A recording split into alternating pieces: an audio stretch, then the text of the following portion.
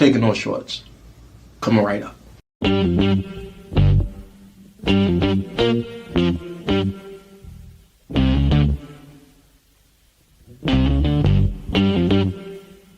We talking about practice. Not a game. We talking about practice. Now I gotta talk, we all gotta be quiet. You're talking to the Rolex wearing, diamond ring wearing, kid stealing, wheeling dealing, limousine riding. I'm a man. I'm 40. And now your host, Taking No Shorts podcast, Jay Grizzy.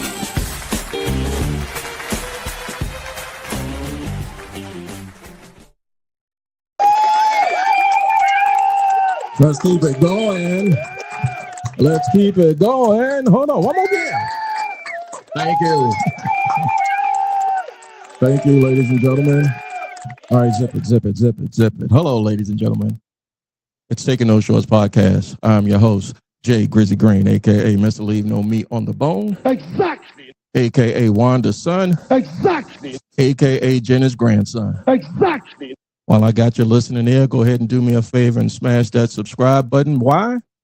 Because I'm humbly asking you to spread the word and get this thing growing organically. Also, you can catch this podcast or a version of it live every Friday around 8:45 p.m. Eastern Standard Time at the following streaming channels. That's Facebook, YouTube, and Twitch. Got a special guest tonight. Exactly. He is a singer. Exactly. A performing artist. Exactly. A filmmaker. Exactly. But mainly tonight, he here because he a stand-up effort comedian. Ladies and gentlemen, a friend of mine, and hopefully he'll be a friend to you, Mr. Jeremi George. Hey, thank y'all so much. Hey, great. Thank you for having me, Jay. You're I welcome. really appreciate it, man. You're welcome, man. Grizzy? You go by Grizzy? Man, that was, everybody had an Izzy back in the early 2010s. Yeah. So, back in the 2010s, I was not unk yet, but that's how I was. So, I don't know how.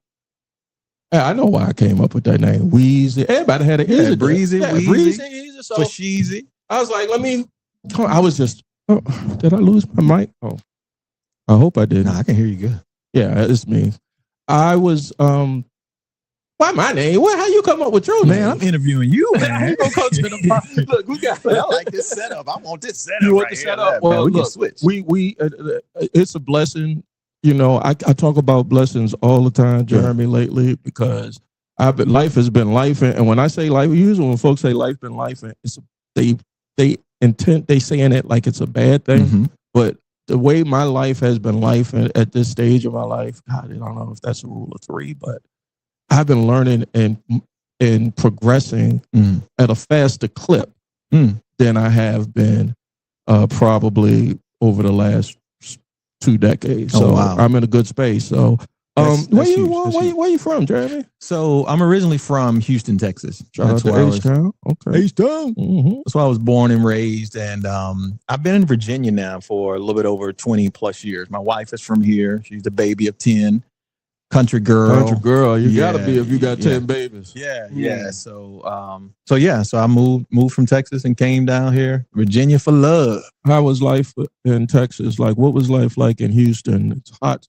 Houston is hot as shit. Yeah. It's very, very humid. But a beautiful place. Like the food is great. Like even after all this time, I still miss the food. Now my wife, she's a great cook. And she don't miss a beat, but I still, whenever I go home to Houston, I look forward to getting the food. And crawfish. It's almost like that. Barbecue. Yeah, man. What's your favorite? Barbecue. Texas barbecue, not Texas. that North Carolina shit. Right. No, Texas barbecue. That's good. And Shipley's Donuts. I always got to stop by Shipley's Donuts. There's no Shipley's over here, but every city got a donut. You got a sweet spot. Right. But they do have one in Maryland now. Oh, so they are a franchise. Okay. Yeah. And then I got diabetes. I can't be going to none of that shit. Eating none of it. Yeah. All right, so Houston, what was it like growing up in Houston for you, a young Jeremi George? Like, when to be more specific and drilling down, like, what was the experience like for you as far as where were you in line with your siblings? So I was a baby. Okay. that I know of. Right? That Papa was a Rolling Stone. I'm a man. I'm 40. That's right. That's right. But no, I was the baby. It was 4 of us that grew up in the same household. Me, my mom, my dad, and my brother Nick. And then I have 3 older brothers from my dad's previous marriage and stuff. So I didn't necessarily grow up with them. It was in the household. It was me, Nick, my mom, and my dad. How my wife said, it's a blended family. Blended, yeah. So it was cool. I mean, like, again, I was the baby. I was 6 years younger than my brother, and I wanted to be just like him. So everything that he did, I wanted to pattern myself after, emulating. Yeah, because he was so cool, and my brother was a big dude. My wife would tell you now, like, when she first met him and I stood next to him, it looked like Tom and Jerry, and yeah, like I'm the mouse, and my brother is. Bro, cut that shit. Cut the podcast off right now. I'm about to fucking rip it off. Do one. But no, he's bigger than me. It is the same thing. You know, we had different dads. You know, the genetics just show up eventually. You know, my daddy was bigger than your daddy. That's why I'm bigger than you. But I say I'm the big bro. So so he would never try that shit. I used to put him in a figure 4 and shit. His fat ass thighs. Couldn't get that nigga shit right. You know. So all right. So 4. Blended family, Houston, Texas. How was school? It was cool. School was my mom was a school teacher, so she taught at high school. So when I went to high school, it was different. Yeah, because she would go to all my teachers and let them know that, hey, if you need to make an example out of somebody, you can use Jeremi. Just don't give me no hospital bills. Right. And so I'm like, dang, I ain't even do nothing. But it's like, if the teacher want to show what she got, she can try it out on me. Back then, discipline. I don't know what is it safe to say you are a millennial? I was born in 77. Oh, well, you ain't shy about it yet. No, I'm good. I'm good. I'll be 50 next year. I am writing a bit about this uncomfortability of turning certain numbers down. Before, I was never. You weren't a fan of it? I didn't give a fuck. You know, black don't crack. But your body do. Yeah. It'll show you. It'll let you know. And so when I went for your annual physical, and my doctor came back at me and said, "What? Did you just get back from Vegas or something? What the fuck is going on?" I said, "No, I just came in on my lunch break, gave some blood work." They was like, "Yo, we got to talk." I was like, "Damn, I got the A's." I got the package. Yeah, I got the package. Yo, don't let me. Come on now. And then they started anyway. Yeah, so your mom's a teacher, right? Yeah, my mom was a school teacher. My dad, my dad worked security, right? Like, that's the last thing I remember. I know he would get fired and he would have a lot of jobs and stuff like that, but he would have stacks of Publishers Clearinghouse envelopes. That was his side hustle and stuff. Like, he was gonna make it one day. But yeah, he was a security guard. But my dad had this, and I forgot what you call this disease, where you can't sit for a long period of time. You fall asleep. What you're talking about? Yeah, narcolepsy. Yeah. So you fall asleep. So check out the irony of that. He's a security guard, but if you sit for too long, you fall asleep. So you got any of that in your act yet? Not yet. God, but like so good. It's like every couple of months, man, he was starting a new gig because they didn't have the internet back then, so people couldn't know that you was a sleeper. But we're both comics, so when you talk about your dad like that, I talk about my dad because, again, my dad wasn't my biological dad, right? So there were telltale signs that this nigga won't. But first of all, he never cursed. Okay. Never cursed. And we fucking 5 minutes, 10 minutes in the podcast, right? So that should tell you that. Cut the podcast off. But there were telltale signs. When he the closest curse word he said was darn. And when he said it, he sounded like Prince when he cursed in Purple Rain. It's like it didn't look right. It didn't sound right coming out. You know what I mean? Like, darn. Like, darn. Yeah. Right? And I'm like, all right, I would never, when I go to school and we riffing and play, playing the Joneses, I don't curse like that. So that was the first telltale sign. Then, fuck where I was going with this story. That happens sometimes. But I think you're talking about your dad, because you asked me, do I? So then I used to do this bit where when you wanted lunch money from my dad, right? My mom would say, "Well, ask your dad for some lunch money," right? And he was meticulous. He's a very slow moving, like a tortoise. Like everything he did was in slow motion. And I'm an energy guy. You see him? Yeah. And he always kept it, one of them old school niggas that kept the shit in his sock. He kept money in his sock. And one day, I asked him for some lunch money the morning before, and this nigga took 22 minutes to get down to his sock to give me $1.50. But he was like that. I acted out on stage, but you know that. But it literally, and I'm sitting there like that. I got to catch the fucking bus. But he's taking forever, and I think something wrong with him for real.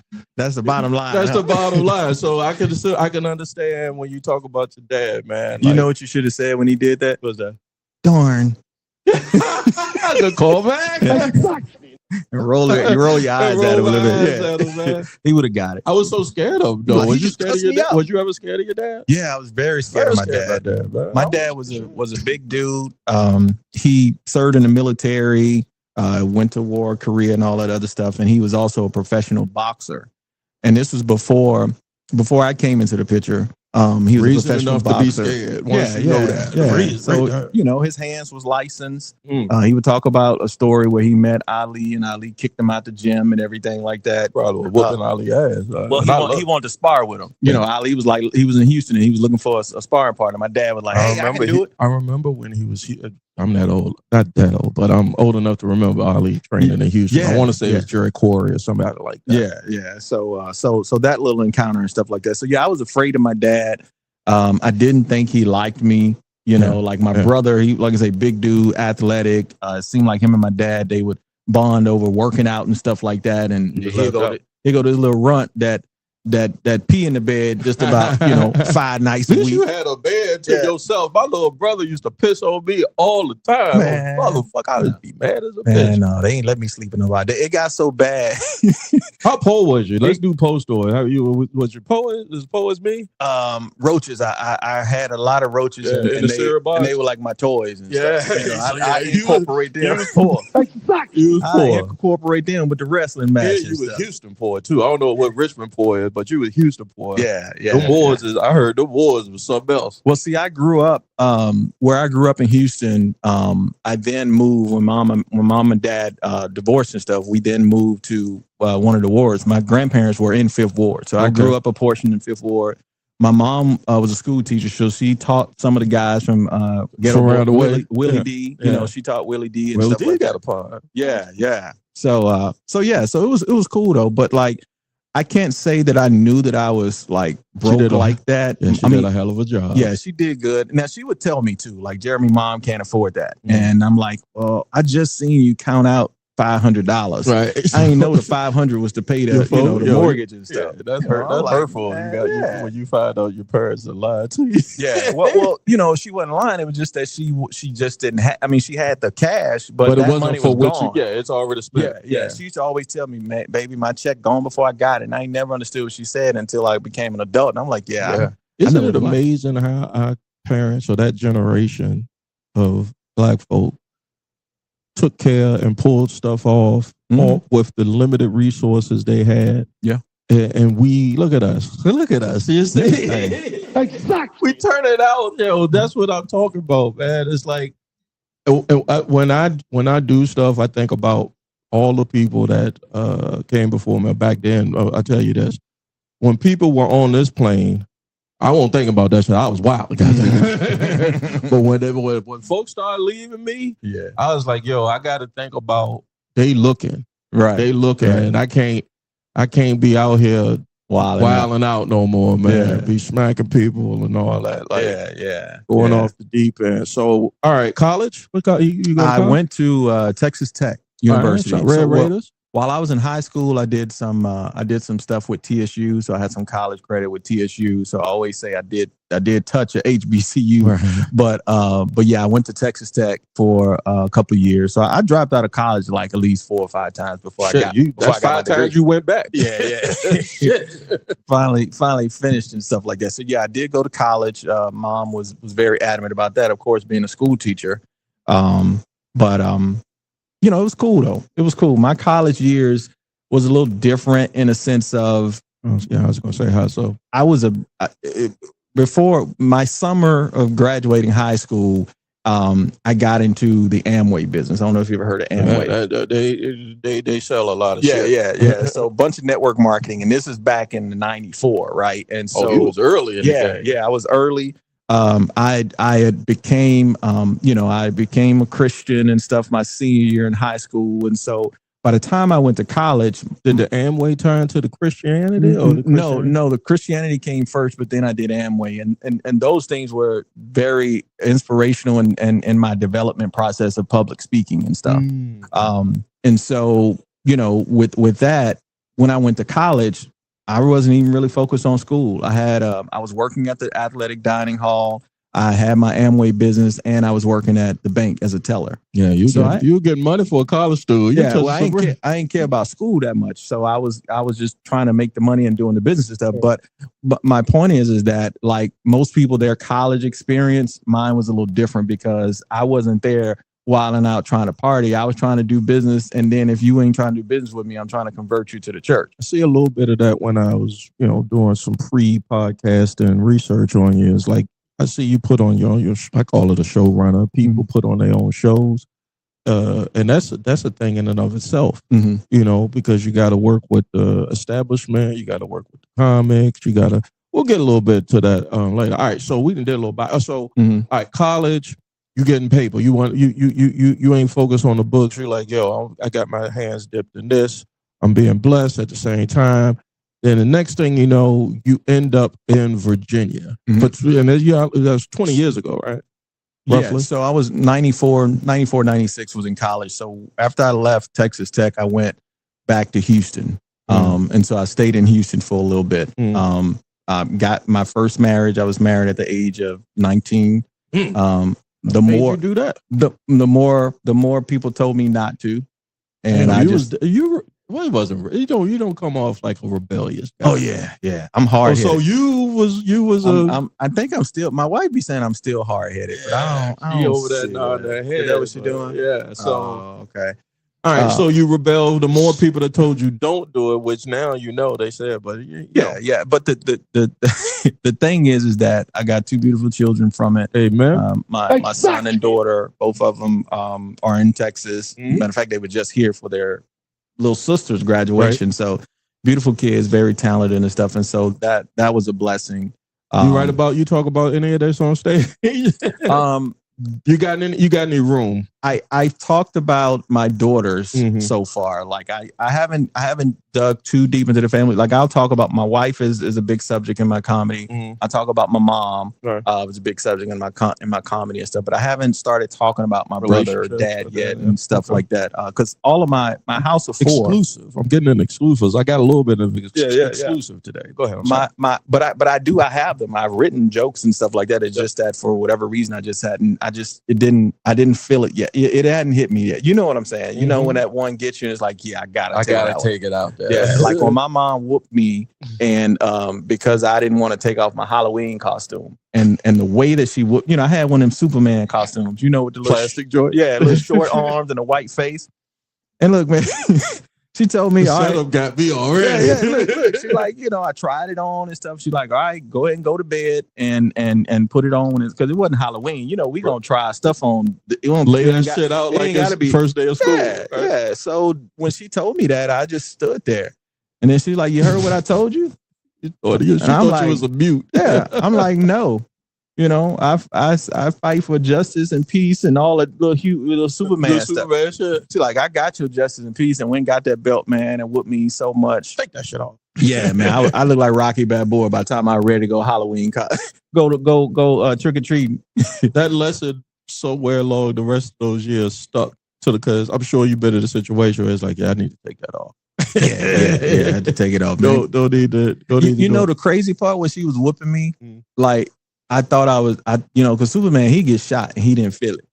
True. So at first I wasn't feeling it because she was hitting the plastic. But like the little go through that, the black arms and the black feet that was sticking out because it didn't go all the way down. She started hitting my weak spots, and I'm like, okay, yeah, Super, this must be kryptonite or something. This going through. It's some reality is for your ass. Goddamn it.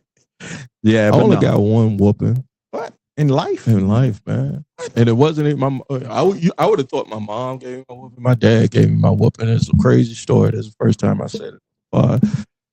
I come home from school. My grandmother watched us, right? Till my mom got home 5, 6, 7 o'clock. So Granny used to always make sure we had snacks. And if school had a horrible lunch, by the time you get home at 3 o'clock, you hungry and I'm ready to eat. I go in the back, peanut butter and jelly sandwich. It's perfectly made, right? And here go my little sister.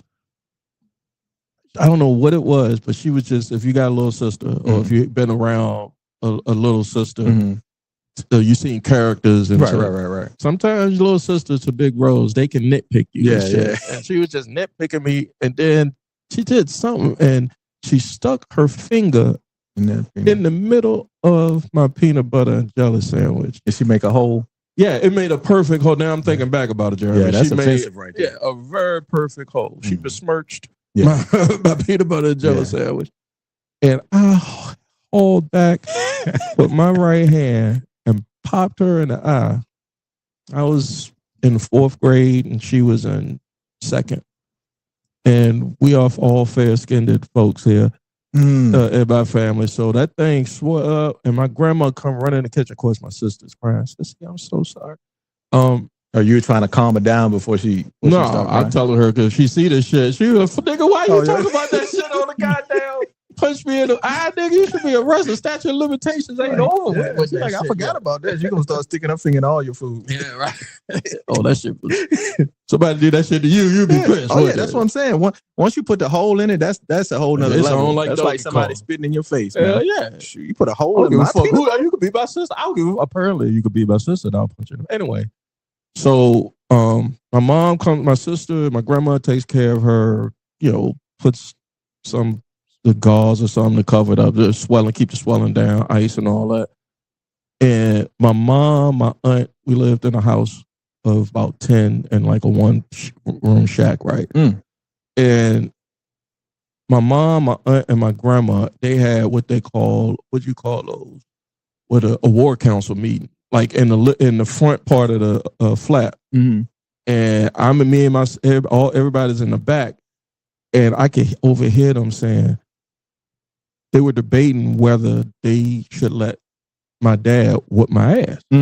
Because there was, and then my aunt the way that my aunt tells this story, she was saying, that ain't that man's child. You shouldn't let him beat you or whoop him, right? Well, my grandma was like, you see that girl eye back there? Her eye looked like this. Her eye saying, you ain't gonna whoop him. He should. Something should happen. God damn it. And then my mom was like, Mom, you got a point. He can't just grow up thinking, he got to pay this price. Yeah. And so my dad shows up, and he shows up at the weird time because it's a time where dad ain't supposed to be around. Yeah. If it's the weekend, a late Friday night, Saturday, okay. But this is like a Tuesday evening, like 8 o'clock at night, and he's like, come with me. And I'm like, where we going, nigga? Like, I'm like, okay, I'm scared, but I don't know where we going. He took me to his mother's house, my grandma's house. Y'all left the house? We left. Yeah, he took me out of my house to my grandma's house, and took me to his room. And when I tell you that man fought me like a grown man and whooped my ass, it's just that I think about it. You know how with Creed or Rocky, you put the camera in and you see the other boxer just die. I was just like, I can't dodge this shit. You were in the 4th grade though. Yeah, man, nigga whooped my ass. What? Yeah. I pushed my sister in my eye, and I deserved punishment, but I ain't deserved that. That nigga whooped my ass. Did he say darn?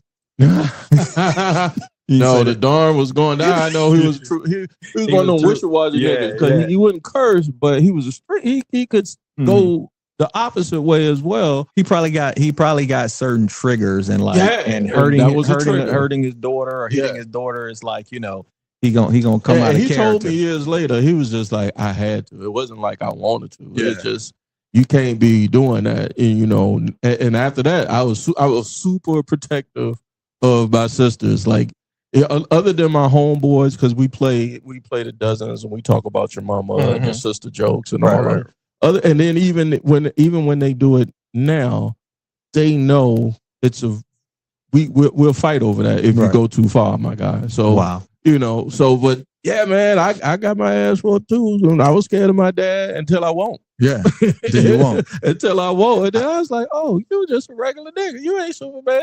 I don't think, like with my dad, we got to a point before he passed away and stuff, we got to a point where we were real cool. Every time I would go home to visit, I would make sure that I would see him and stuff like that. And so, I feel like the way that he went out, I was cool with that, like our relationship and stuff at the time. How'd it go out, if you don't mind? They say natural causes. He was a military veteran. He did live in a home. And crazy part about it, he and my mom separated when I went to this was in high school. But she still was there, and Dad passed in 2008. She was still there helping him out, getting his clothes, writing his name in his Bible, because people were stealing stuff, and you got to look out for folks when they in these institutions, man. Yeah, she was though. So my hats was off to her, and she was like, "I'm doing this because I love y'all, and that's your dad." That's what she would tell me and my brother. I found out after my mom transitioned. So many he was like, we used to talk about you all the time, and I'm like, what? As much as she used to tell me she can't fucking stand your guts, but he was like, yeah, and I believe him. I mean, he had no, especially when he says, man, I loved your mother. I don't care what nobody else tell you, because you get all kinds of stories. We kids, we don't know shit. Yeah, and I got so much grace for my folks now, man. It has helped me tremendously to grow helped me to I don't know how to say it, get that what I tell some people when I hear bitterness in people's voices, when I hear people talk about circumstances or situations, and I think I said a little bit about that pre-show, about some people come on the podcast and just don't and I try not to make it a therapy session, but they get a lot of stuff off their chest, because it's called taking no shorts. So I don't want you to take no shorts. Keep it a beam, but I see that spirit, like that's gonna come back. Yeah, it's gonna eat you up. Here's the crazy part. The crazy part about it is that as a little kid, when I was coming up, my brother, he was big on food. Like his favorite holiday was Thanksgiving. You know what I'm saying? And he was big dude. But like for me, I didn't. And one of the things was I wanted to be so opposite from my dad, to where there were times that, and plus I was playing and I didn't have time to eat. Like you had to make me stop and eat. But I wanted to be so different from him that I didn't even want to be a big, I didn't want to be big. I want to be skinny, and so I never wanted you just like your dad and stuff like that. And so I never wanted to be like him. I saw him, I would hear my mom talk about him, my aunts talking about him, just the perception of who he was and stuff, and how basically lazy he was. And that was the perception and stuff. But like, as I got older, I realized that I was like, my dad was 40 years older than me. So I was in my 20s judging his 60s. Yeah. You know what I'm saying? You got some distance. Right. And so now when I get to be, 40 or 50, like when I was born, he was 40. So when I look at my 40s and then I look at me approaching 50, I'm like, dang, I was a hard time on the dude. But me and him got some parallel traits. Walking in the same, I'm a Marvel guy, so you in the same timeline. Right. Right. I think about that all the time at my mom's service. I'm speaking and I'm thinking, leading up to the speech at her services, what am I gonna say? And then it's like a revelation. I ain't seen no angels, right? Don't say that, but it just. And I started off by telling the audience, or telling the people, that family and friends and people that love us, who she was to us. And everybody knew my mom was a teenage mom, but when you in the arts, you have a way of displaying, interpreting, impressing upon the watcher or the audience, like, yeah, we got the facts, but I want you to feel this shit. Right. Because she was 14 years and 8 months old. Wow. When she found out she was that I was coming. When she was coming. You know. And then when we was big moving stuff like that mirror over there, and nobody could see it's off camera, but you know, when we was moving stuff out the house, she had up under the staircase box of records, old records, health records. And I actually saw the date, the nurse. My mom was in the healthcare field. She worked for the city health department and the Virginia State Health Department. So she knew all the big wigs in the health department. And I saw the name of the doctor, my doctor, who told her that she had, ever since up until she transitioned, that I was coming. And they said, do you know who the father is? And she put the name on that. And I was like, damn, I was a young father. Yeah. How old were you when you had your kids? So I was 19 first, and then I think we had kids about 3-4 years later. So I was like 21, 22. And I was 17. With your first kid? My oldest. Yeah, man. Okay. 17. And it's like a thing. It's a thing in our community, especially back then. Back then, right? And I hate to say back then, like it was a long time ago, but nah, this was in the 90s. I had my son in 89. You remember that song, "Babies Having Babies"? Yeah. Teen pregnancy was a bad. I remember they threw us out. Me and his mom, they threw us out of peer facilitators. Was a group in high school that we were a part of. They was like, yo, y'all fucking, y'all can't facilitate shit other than they put you out. They put you out with that stuff, and then you looked at as you just messed up in life and stuff, and that's so unfortunate. My dad's mom was 15 when she had him, and my wife, she was in high school when she had her first kid and stuff, and so I commend people like that because they could have done something totally different. They could have done the. I easily got sucked out. Yeah, and I was like, but you fought through it. You figured out a way to make it. And then it's not enough to say making it. It's like, what do you do when you figure out you're making it? You're like when I'm gonna sound so inspirational now. So when you make it out of circumstances that we make it out of. Made it out, not saying made it out of, but we're doing better than probably our forefathers thought we would be doing, right? And once you kind of grasp that, you kind of like, I would say, I'm going to speak for me, I feel like a responsibility, like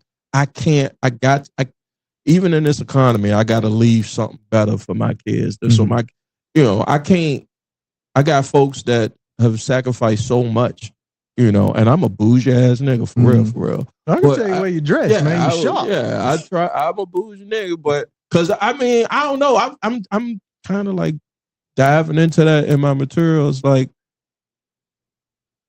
tired of niggas. Plain and simple. I'm tired of niggas. When I'm in a spot and when I say a nigga could be a white boy, so let's be clear, all right? Exactly. Because they do some MAGA shit male or too. female. Yeah, it don't fucking matter to me. But I'll give you a perfect example. I called my doctor's office today to get my prescription refilled. And first of all, I'm glad it was a human being and not AI that answered the phone. Okay. But homegirl answered the phone and was not professional at all. I was like, damn, I hate niggas. God damn, she was just what? And I'm like, yo. That was she doing. She was fucking me up, and I wanted to say something so bad, but I got a whooping. She be to put something in your pill bottle. Right. Well, I can't get this thing up. She reverse Viagra. Yeah. And I was just like, damn. But then again, that's just the immediate reaction. I have to dig deep inside myself and be like, why did I have that immediate reaction? Because after let's say 30 seconds, a minute go by after the phone call, I'm like, everybody had to start somewhere. Right. And Lord knows, when I was an early entry level gig or something, like I was stealing, I was doing all kinds of shit, and I wasn't even customer facing. So, bruh, yeah, I used to hang up on people. Like I used to work in customer service. Yeah. Like if the question got too hard, it's hard. Look, that's what your job is, the problem solve. You lied on the resume, nigga. No, they ain't trained me on that yet, you know. Or if I'm in the middle of a conversation with one of my coworkers and I don't want to break the conversation and somebody called, you just hang it up. Then the manager call you into the back. We're like, Jeremy, can you come right here? We monitor your call. And then they listen to it. It was a black manager. Yeah, I hate black managers. Think y'all doing shit. You fuck nigga. You a fuck nigga. Think you doing something by calling me in. I'm sorry, Jeremy. But she had to though.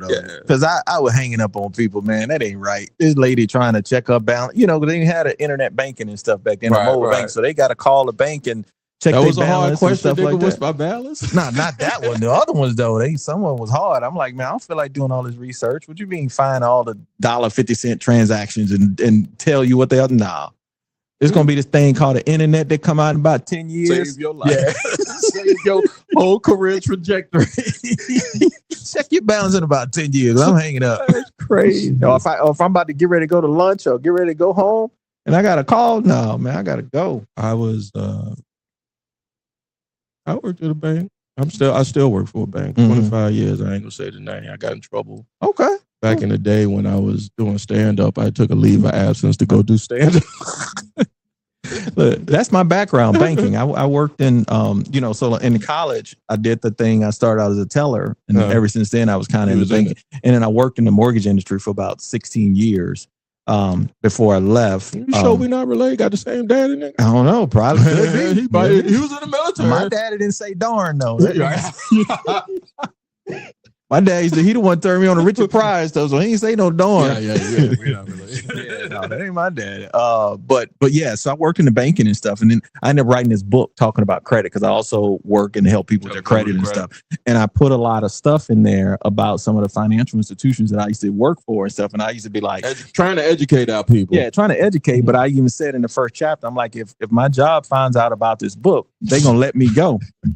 Well, next thing you know, man, all fiduciary code up in that bit. Hey, man, I was trying to let the people know. So my manager called me in the office, and he's like, "Hey, Jeremy," he's like, "What else you doing besides doing the loans and stuff?" I'm saying, "Well, I help people, talk about credit and stuff." I say, "But I wrote a book," and he was like, "Yeah," he's like, because this bank is so big, I ain't gonna say no names, but it's so big, probably so that they would hire people just to do Google searches on their employees. That's how I got caught. What else you doing? Doing comedy. He's talking about mental health. He up there laughing. But yeah, man. So he was like, "Look, man, they saw this about your book and stuff, and you either gotta, you can continue with your book." You got to choose and help people with their credit, or you got to leave. Yeah. And so I chose to. That's how you know it's way above your pay grade, pay level, band, or whatever. Because my manager came back. I went to New York for 6 weeks, and I came back, and this was early YouTube days. That channel, thank God, I deleted that channel. But I'm thinking because I'm in New York, and I'm hitting mics and shit. And I'm recording my sets and I'm uploading them and putting them out and shit. I ain't know the 9 to 5 has got a nigga out here looking. And on top of that, I said the name of the institution. Because at the time, in one of your sets. In one of my sets, because at the time, we are the bad guys. Right.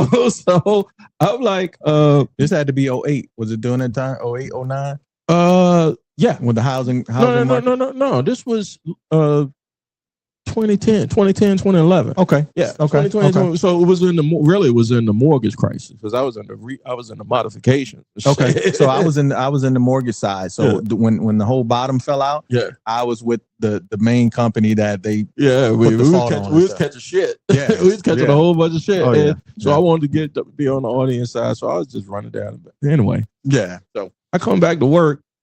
My manager says, "Hey man, we got to talk." Same conversation you had. He was like, "Yo, there's a video out here of you saying that eat the rich and fucking burn everything down and shit. You on this crazy rant. And you in New York City. What the fuck is you doing in New York? You supposed to be in Richmond, doing, you supposed to be out on leave. On leave.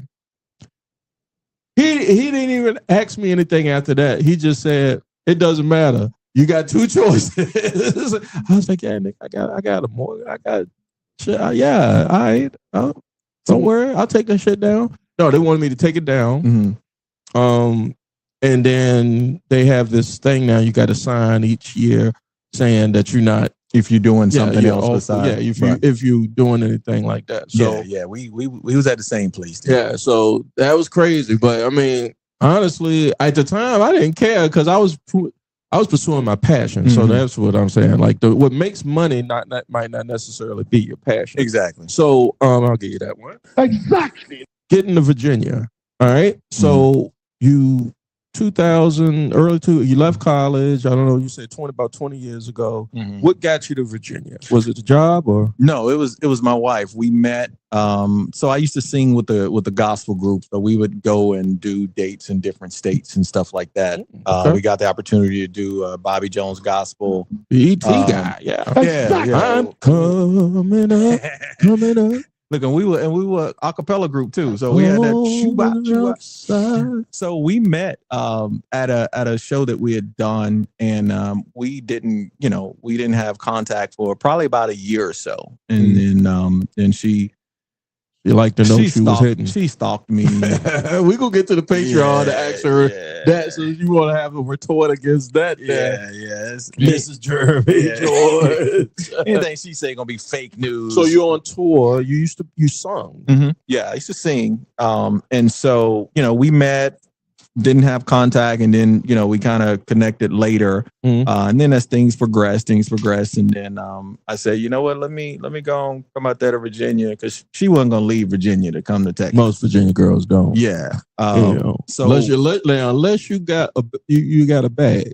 If you I was staying in one of my mama rooms. Hey, so yeah, I ain't got no bag. A trash bag. That's all I had. That's all you got. So you fell in love. Yeah, fell in love with her family, her daughter, which is I call her my daughter now. It was because where I grew up, my family had tightness, but I was a little kid before, and so I didn't hang out with I have cousins and stuff. So you was the baby. Yeah, and with her family, it's like every week they're at mom's house. Or every week everybody comes together and stuff like that. You might have to go 10, 15 miles into the woods, but see, we were in a rural area. And so down the street is sister, down the street is brother, mom right there, and so that did something that resonated with you. It did in a way to where I didn't even realize that it was doing that. Because see, when I came out here, when we got married, years passed and stuff, and then my family of four that I told you about, I lost everybody. Lost my brother, lost my dad the same year. Oh, wow. Lost my mom, lost my grandmother the same year. Lost my grandmother, my dad's mom the same year he passed. So we lost 3 generations in 2 different times. So whole family, whole mom, brother, dad, everybody gone except for me. You have no ties left back there. Well, aunts and my 2 children, right? Aunts and uncles and stuff. But it was, But again, I had her family. That's a lot of losses. And we had buried a son the year before in 2007. So we went through a lot of losses and stuff. But I'm gonna pause you real quick, just so I want you to understand what's happening here. Similar story. So I identify. You identify. I totally identify. It's a lot. That's a lot. And I don't know where you at in that process of that, how long ago that was. But just to share, mom, grandma, uncle, brother-in-law, grandfather, all, like you said, back to back. And that's a, I'm sitting here now, just hear me think about it, talk about it, almost cry, but I'm not going to cry, man. Don't do no crying on the other side. The tripped out part about it, you say this, is because the last time that I talked about what I'm talking about now, I was in front of her family. It was for her 50th birthday. And I was in front of her family, and she wanted me to do a set. You know, hey, my husband doing comedy. I want him to do a set at my birthday. So here I am. Yeah, I'm about to do my little set and everything, and then all of a sudden I got to talking about the family thing, and I'm like, God knew that I was gonna need, you know, somebody to fill in that mom. God knew it because her dad was cool before he passed and stuff. God knew I was gonna need brothers and sisters, and so when I got to talk about that, I started crying, and I'm like, all right, so I'm supposed to be making y'all laugh, but y'all crying. I know so many men of the cloth. I be asked because, you know, and that's when you're in that space, you want answers. I wanted answers anyway. When I get to talking, it was so confusing because I mean, if you let my wife tell it, I was never in touch with my feelings, but I'm aware now, at least. Right. And I used to ask friends that were my friends before they were ordained or got into the church. But just because of all of this stuff that's happening, I'm seeing all of these men of the cloth, and I'm like, yo, man, let me holler at you for a second. What the fuck going on? Right. What's this all about? And one of them say, the older you get, the more the more people you're gonna lose, and you don't know what that's going to do to you and or for you. It's not a minus; it's a for. Whatever happened for them, that was for them. You better do something that you got this. You know, you woke up, you put some feet on some solid ground. You might take a while for you to get to that space to where you like, what's going to happen today? But if you get to that other side, that's where you leave no meat on the bone. Exactly. And you pay homage to the folks that paved the way for you. And they want you, I think my folks at least, and I'm sure yours do. I don't want to speak because I just met you and I just identified. I knew it was someone. I saw your Golden Lion. Yeah. But they looking at me. You know, I feel you feel that, don't you? I feel it. Yeah. And I can't let them down. Right. You know, I don't know if you feel that, your folks, but I'm at a stage now, and we'll probably get into this and stuff because I used to work in the ministry and stuff. I don't anymore.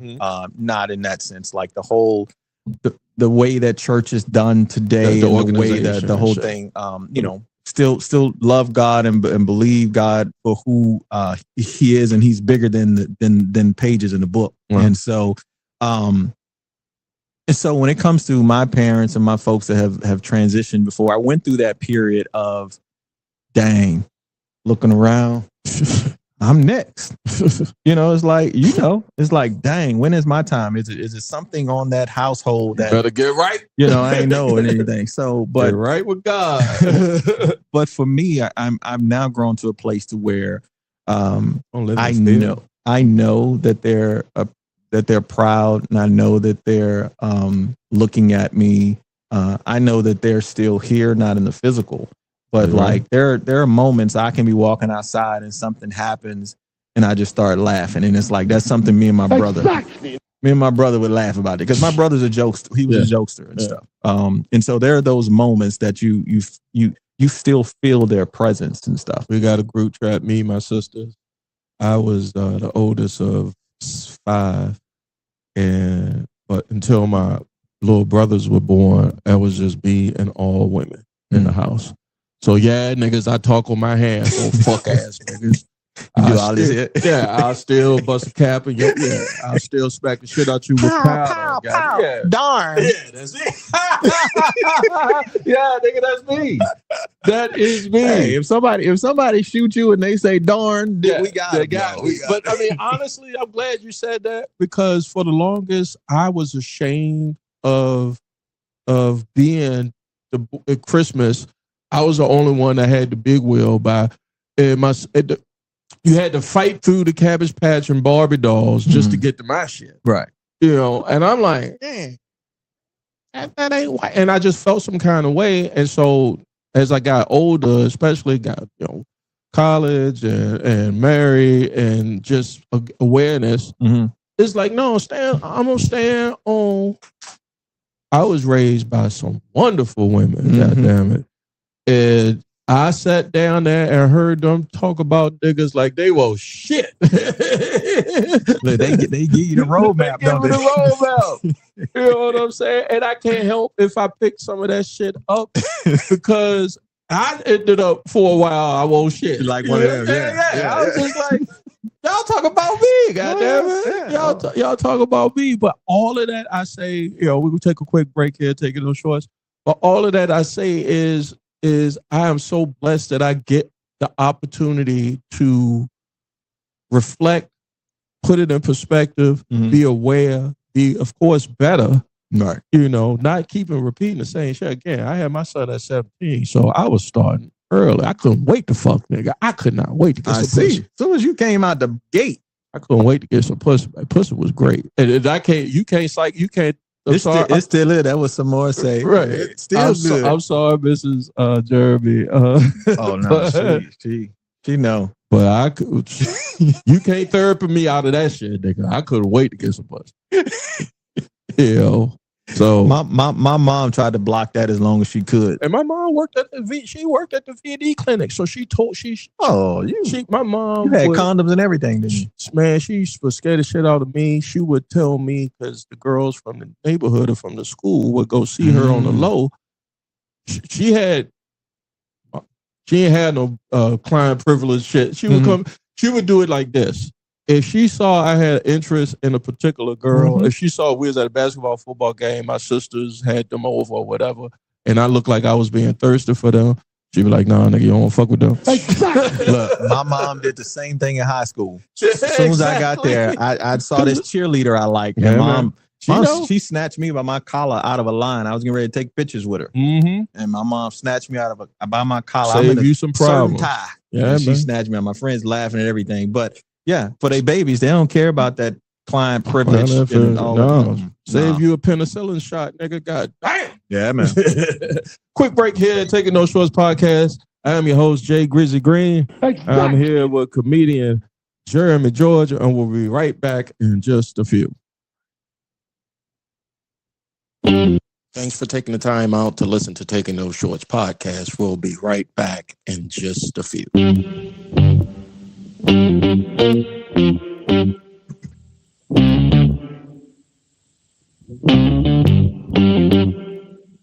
We talking about practice. Not a game. We talking about practice. Now I gotta talk, we all gotta be quiet. You're talking to the Rolex wearing, diamond ring wearing, gift stealing, wheeling dealing, limousine riding. I'm a man. I'm 40.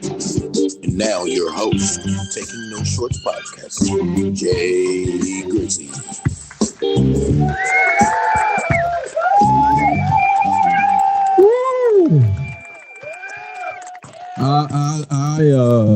I thought about I deleted Ric Flair this week off of my socials because he took a picture with Kid Rock, and both that was just unforgettable. He let me down, Wow. Yeah, wow. He let me down. I'll pick it back up once Kid Rock is unalive. Goddamn it. Yeah, I don't fuck with them. Hey, what's up, everybody? What up? This is Taking No Shorts podcast. I'm your host, Jay Grizzly Green, episode 144. Grizzly. Yeah, man. I feel like I gotta say it like that. Grizzly. The voice you hear is he's a filmmaker. He is a former. I will lay hands on you, give you the word. But mainly, he is a stand-up comic I saw, and I said, man, he got something there. So, ladies and gentlemen, my guest, Mr. Jeremi George. All right. And Jay, thank you so much, man. You're welcome. Thank you for having me in your place, man. You're welcome. Yeah, You're welcome. I don't take that lightly, so I appreciate it. I hope the temperature is right, because when that sun beaming up in the sun, bitch, boy, it's a sauna. It feel like a slave pen up in I this feel bitch. good right It's now, so man. good. Now, so does that put out heat too? Yeah, it does. Well, it's not. It's not insulated. Right. So when it's humid, I say that it's not really the heat. It's when it's humid. Mm-hmm. That's when I take it to the in-house studio and I run it by Mrs. Grizzo. Yeah. You're like, because you can't just let anybody up in your house. No. I remember She be like, hey, in this house. You got Stacy on the side. Stacy, nobody else comes to your house, right? Yeah. Well, see, my setup in the basement, so people ain't even got to go through the house. That's They what can I just told her. I said, go into the basement. I got a side entrance. Nobody will even see the part of the house. She said, nigga, it's the spirit of the niggas you bringing up in here. Right? Yeah, you can't And argue that. Until one time a guest came on, and this is what did it for me. This is sad to say, but this is what did it for me. I got a 4-year-old Boston Terrier. He is the love of my life now, next to my wife and my kids. But because he's friendly, he's just a lovable guy. Obi is his name. But when he start acting funny towards you, then that's when I say, "What's up? Like, she smell like fish? Nigga? What the fuck going on?" Like, because them dogs know. Will tell you. And then when she left, she said something out of the side of her mouth. She said, "I'll kick that, some ghetto young lady." She said, "You better get your dog. I'll kick the shit out of her." I almost punched her like I punched my sister. What? And then my wife was like, "Yeah, see what I told you? Yeah. You let some people you let into your space." I was like, "You're right. You're right. You're right." See, my dog got an issue with black people, man. It do. Exactly. What kind of dog you got, first of all? Because I need to know the breed. I think I know why too. I think it just came to me why. I have a golden doodle. A boy. It's big. Yeah, it's a big dog. Yeah, beautiful dog. Stacy found him. It's golden. It got this. It got this rusted, beautiful reddish color. Cinnamon. That's why she named him Cinnamon. Like, shout out to Cinnamon. Yeah. I'm a huge dog lover. A round of applause for fucking Cinnamon. Flowers for Cinnamon, goddamn man. So the issue. The issue is I think he got something against black people. And the reason I say that, because we'll sit out on the porch and people be running, jogging and stuff like that. He don't bark at the white people. But the minute this one black guy come running through, like, he faithful every day. This dude and did this for a whole year or two. You see him every day. You still got to bark at him. And so I think he got an issue with black people because that's an expensive dog. When we got him, we had to finance him. And he probably like, these niggas. He probably like, that's why I hate. A bullshit. A bullshit. He probably like, that's why I don't like black people, because y'all niggas got me. Y'all found out some pair of Jordans out this bitch. And y'all almost didn't finish paying. And then this is a bit. And then it's just a bit. It's gonna become one. It's gonna be that for you to clip it, yo. So good Lord have mercy. So look here. When we moved, we moved from this one house to the other, and we couldn't bring a dog to where we were going. And so until we got a chance to figure it out, we put him in a state, like a kennel. So how long was he in a kennel? Probably for about 2-3. Can you put a finger? 2 months. Who gonna put their baby in a kennel for about 2 months? Y'all would have called me. I'd have kept him for free. 2 months until we figured the whole thing out. But again, that nigga that walked across y'all property, it was in the kennel. I'm telling you, that spirit. I just think it's just him looking at us as a black people and like, man, y'all niggas didn't put me through some. You didn't finance me. You didn't put me in a kennel with horses and other dogs. I don't know. A bullshit. And then you took my balls. You got them fixed. Yeah. Yeah, because he had one of them was bigger than the other. Oh, and yeah, they figured he had some type of cancer. People get on me. Fuck bark and talk about how your pet spayed or neuter. I'm not doing that to my guy. Even if he don't get no hoo-ha. Yeah. See, I don't think we were, but when they found that growth, the vet said that makes sense. And then he had cancer. Yeah, because it's like, bro, we gotta get this done, because if you get cancer, I'm gonna be mad. Sorry, I'm gonna be mad because my vet said go ahead and do it, because if you don't, there's a stronger chance that they may get some type of cancerous thing in those parts. But I was like, I was still like, yo, how old black people is, and I'm like, no motherfuckers, but I'm not cutting my niggas nuts off. Yeah, I'm not shrinking them. I'm not doing nothing to them. And if he happens to, that happens, then that just happens. But why he here, this nigga getting all the love. I just don't want Cinnamon to think I did that because, Like he was humping pillows and stuff. Yeah, that's a good thing. You ain't like that shit. I mean, I just don't want him to think I got his nuts removed because of that. Like he did something wrong. I'm like, no, fella, you did it right. Obi ate the whole goddamn couch. Yeah. I got him in COVID in 21. Now, is that a big dog too? No, Boston Terrier. Oh, he's small. Yeah, he's 30 pounds. Okay, not a big one, but he's a big for Boston. And when me and my wife brought him home, I was home with him. I got him at 7 weeks old. I was probably home with him for a whole year, working from home. Right. So literally, like, we were attached at the hip. Okay. And when we had to do the hybrid thing, the first time I went back in the office, this nigga, because I come home, I don't live too far. I don't have a far commute. I come home for lunch to walk him, and he done ate that couch. He done ate both cushions out the couch. The cushions are everywhere. And when I come in and look, I got a video on social media. If you go back to 2021, you'll see it.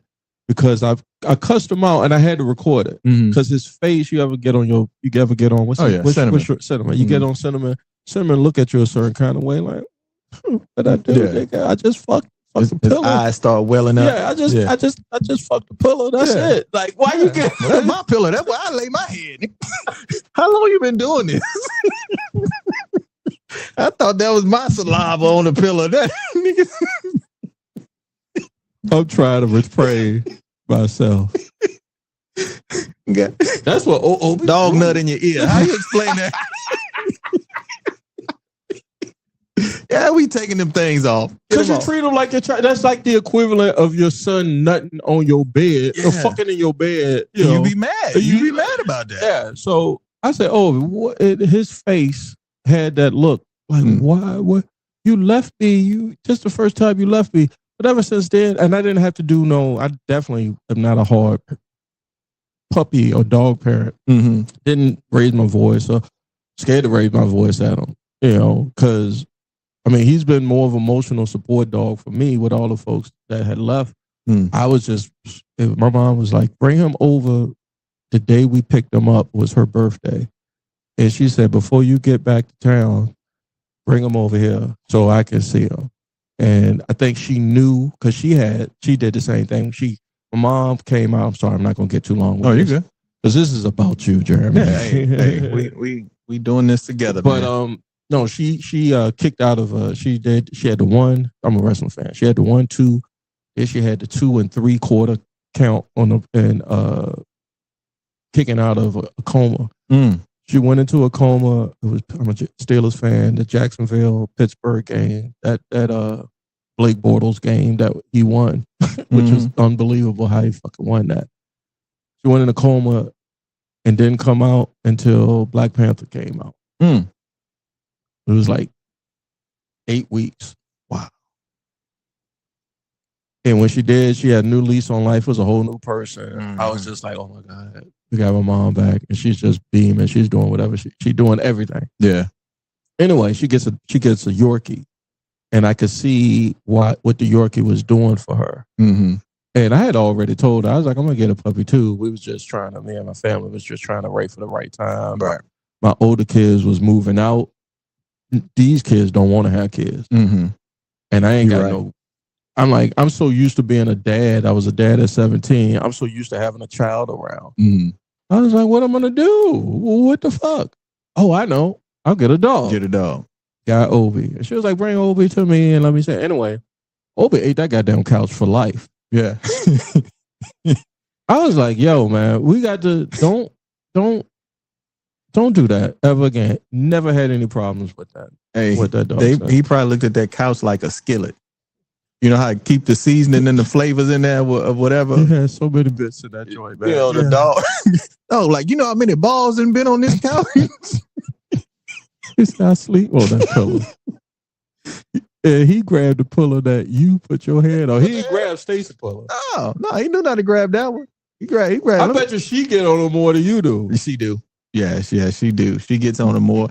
Bro, man, Stacy grew up in the country. She was a dog girl. I'm naming this part Cinnamon, right? And he got a stripper name. He either got a stripper name or he gay. You either gay or you stripper, and I don't know which one. I love him either way. But Stacy had dogs and stuff coming up. Like I had a couple of dogs, but I grew up where like the dogs don't come in the house and stuff. And I think hers was the same way.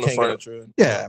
So I really wasn't into getting another dog. Plus, be honest with you, I felt like I had lost so much to where, no, I don't want to start another relationship like this because I see how people are with their dogs. And it's like, I ain't trying to add to this because I know he going to be, probably gone before, that was one of my hesitations. Yeah. But, yeah, man, it's like, again, we didn't have a budget for that dog. We financed him. I almost cut off a couple of his nipples because I thought they were ticks. Hold on, y'all take him to the vet if he's sick. All right, so I'm looking over at Stacey. I know he. Hold on. Like they got me right. When I would, I did get you the pet insurance and stuff like that, and you pay X amount of dollars. So we get all the shots and everything. But one time he got into some chocolate. And this was, I think this was some some inspired chocolate. What is some inspired chocolate? You know what inspired chocolate is, right? Inspired. It's some shit.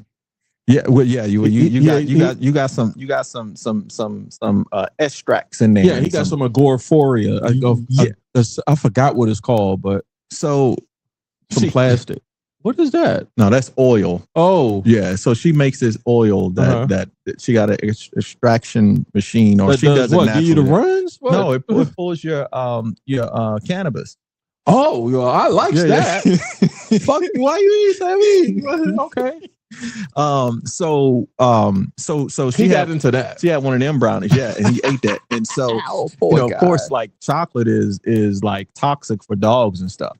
And so when he got into that, we kind of looked at each other. What we gonna do? And we're like, all right, let's go online and look because we gotta try to make him throw this up. But it's like at the end of the day, bruh. How was he out? He was heavy. Huh? How was Cinnamon acting? He seemed fine, but we was like, it's probably gonna hit you based upon our research. But just know that we can't afford, bruh. It's we start calling funeral home, making arrangements. Oh, y'all some dirty motherfuckers. Y'all some dirty motherfuckers. Y'all got some dog. Y'all got some dirty motherfuckers, y'all. Oh my God. What's y'all cremation plan looking like for this? Oh, they be whispering when you go in there too. Cinnamon, watch this goddamn podcast. Cinnamon. Hey man, we didn't know. He feel it. That's why Cinnamon was like, you know what, man, I could get sick, but I'm gonna go and heal myself because these niggas, I'm gonna die fooling with them.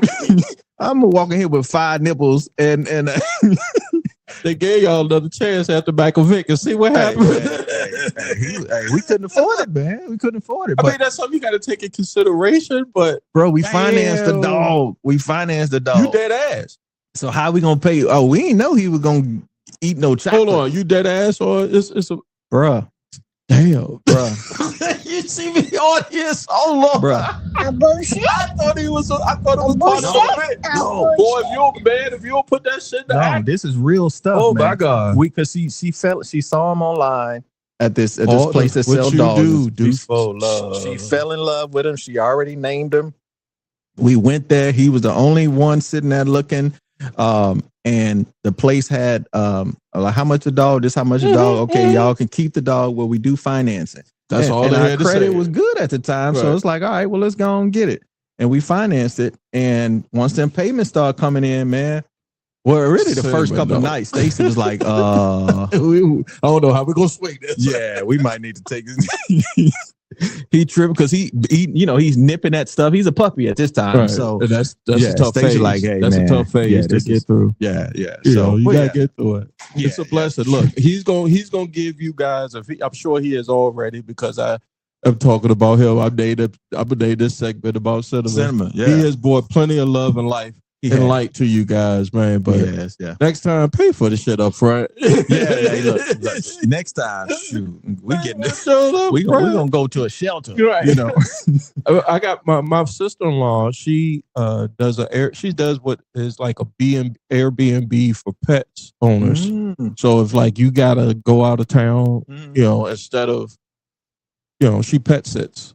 Oh wow! You know, and she also does work with the other like ASPCA and other animal organizations, you know, to adopt and everything. So, and of course, as bougie as my ass is, or try to be, I'm like, yo, Obi is 100% Boston Terrier. Can't nobody be around here. When he walk and see the other mutts in the neighborhood, he look down on them. Hell yeah, nigga, shit, you know, because the price shows.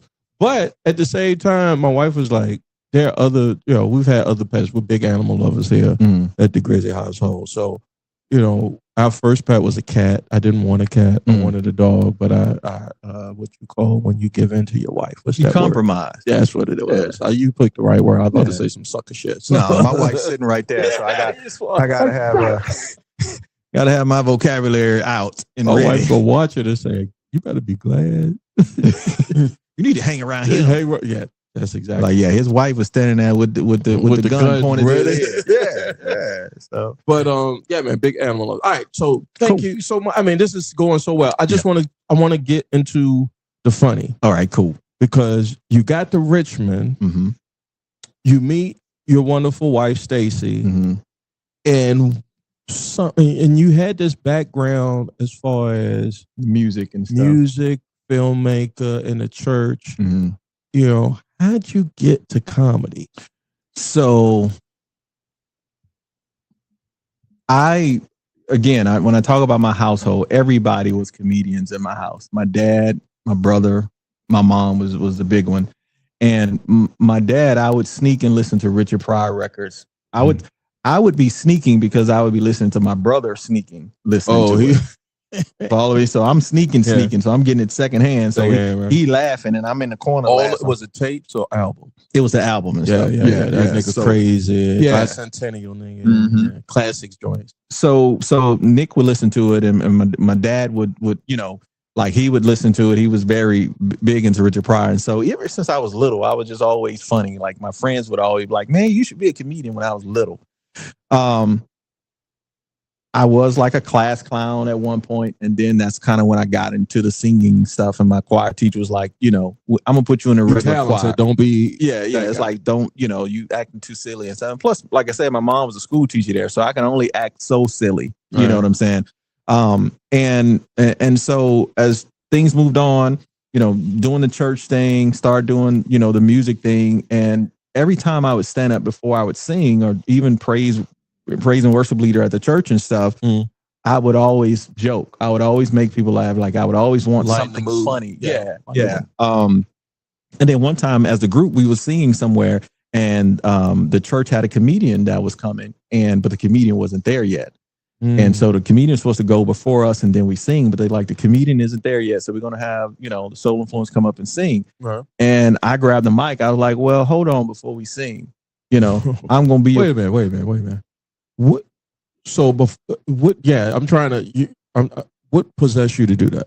I don't know. Something hit you. I don't know. Yeah, man. I don't know because I'm around people that I know, and my guys, we always acting stupid and like they can't even go to sleep in the hotel room because I'm just joking the whole time. They like, shut up, man. We got to sing tomorrow. So I'm standing up and I'm like, all right, the comedian out here, that's cool. You know, I got it for a few minutes. They setting up and getting everything ready, and so I just riff. For at least 5 minutes and stuff. And as what they call these terms, kill it, right? Kill it. Right. Everybody loved, like preacher, his wife talking to our manager at the time, like, you got to do something with that. Right. So as natural. As time went on, I started emceeing and I started hosting events for other churches in other states and stuff. And one time his church brought me out and I look on the poster and they had me listed as a Christian comedian. Oh, wow. That scared me. Not to you wasn't aware that I was just supposed to be the MC and the host for the night, but they had me listed as a Christian comedian. And so that spooked you. That spooked me. That turned me off. I remember this one guy saying, oh, you a comedian? Well, make me laugh, you know, because he was the funny guy of the church. And when you bring a visitor to come in, now he really, you know, he fell in some kind of way, old fuck ass nigga. Yeah, all of that stuff. And so for me, I didn't want, and now I understand it a little bit more, but comedians have a huge responsibility, and I didn't want the responsibility of having to make somebody laugh. Yeah. It's cool if I'm there, you think I'm just to sing about God, and I hit you with a joke. Yeah, if it's not on me. But now I got to make somebody laugh. So that was just always a big fear of mine. How'd you conquer that? Well, I decided to say, you know what, let me start looking at things to conquer that fear, because that's just been the biggest thing that's just always, but I've always wanted to do it. You know what I'm saying? It's like, I always pictured myself doing it. I always saw myself, you know, in that light and doing it, but I was afraid of that. And then I saw that Richmond Funny Bone was having a comedy school class. So I told my wife was like, all right, cool. How much is it? Cool. Start putting money aside. Oh, they're charging now. Yeah. Oh, shit. So she started helping me even save for it and stuff and put it aside. And so I did the class, and it was enlightening. Tim, I love this guy. That's Lulis. Great guy.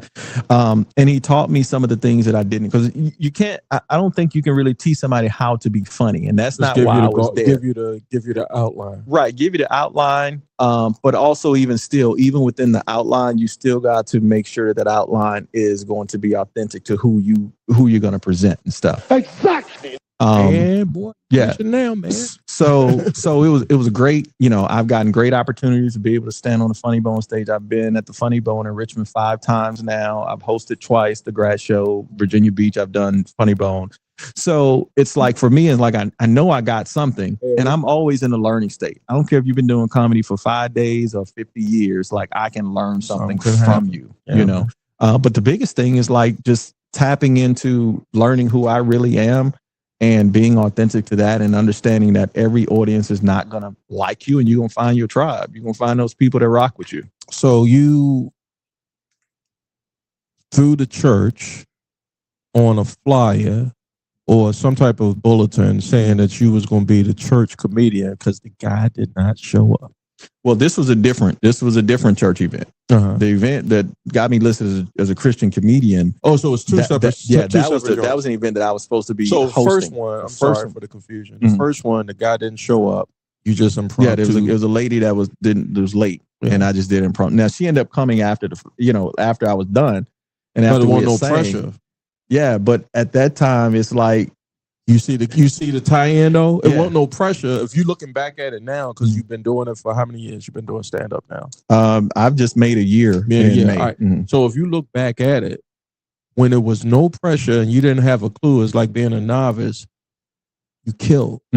As soon as somebody put the auspices of some, it's a thing now. I know that's what used to get me. It's a thing now. Right.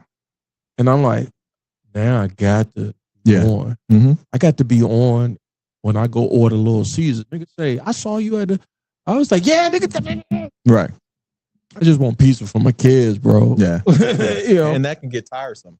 Amen. You know? Now me, my wife would tell you, I can joke all night long. I can, and sometimes I can joke too much. I can run something in the ground. And so I always tell people's like, when's the first time you bomb? I'm like, I bomb every night. Like, because I'm always with my wife. I bomb every night. She always telling me, Jeremy, it was funny. They had me cracking up, but it ain't funny anymore.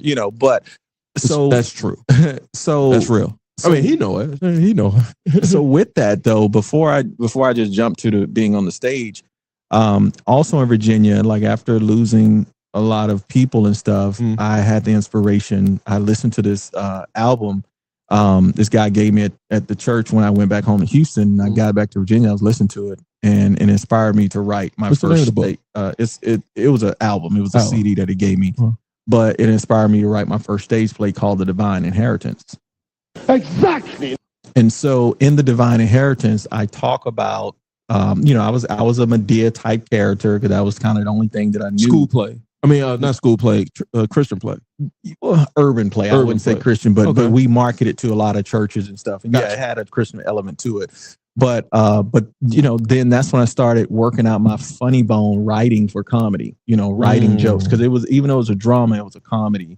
Then me and my wife wrote What's a Sister to Do. So we started writing and producing stage plays, going not just in Virginia. You know, we were selling out at the Henrico Theater, but we was also going to Houston, Atlanta, North Carolina, South Carolina. Market. There is a market for that. So, but that got me into writing for comedy. You know, how to you honed it. Yeah, because you know, like even with comedy now, people have their set. This is their set that they take everywhere. Same thing with the stage play. We was doing the stage play everywhere, and it's like, okay, I know the people are gonna laugh here.